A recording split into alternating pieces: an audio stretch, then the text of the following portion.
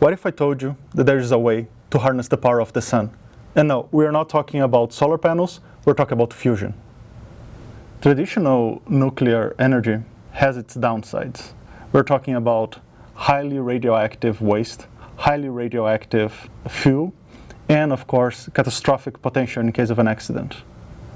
Meanwhile, fusion is better in any of these categories. Currently, we do have devices capable of producing fusion. They are called tokamaks. However, they are not currently capable of producing to the extent that we would need to create electricity. After all, harnessing the power of the sun is not easy. And here are some of the challenges. Fusing atoms together requires extremely high temperatures. So high, in fact, that the matter used in the experiments goes from gas into plasma, which is considered the fourth state of matter. In this state, matter behaves similarly to a gas or a liquid.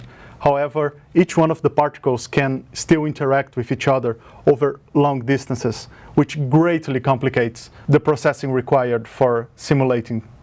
Current models can simulate plasma very well at different scales. Large-scale phenomena, for example, like the sun, it's relatively easy. However, when you go to smaller confined spaces, similar to the tokamaks that we have been talking about, a much higher definition is required. And so the complexity of the simulations greatly increase, and even supercomputers nowadays cannot catch up. Therefore, for studying the behavior of plasma, we require analysis of experimental data. And that's what takes us to our second issue.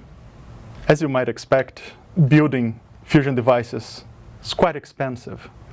And in order for us to actually be able to construct them, multiple countries have to come together to finance this endeavor. And as you can imagine, getting all these different countries to agree, it's not an easy task. It's also important to mention that the costs are not just purely the machines, but also the people behind these devices. We are talking about researchers, engineers, people to maintain those machines, but also to actually execute the experiments. People like me.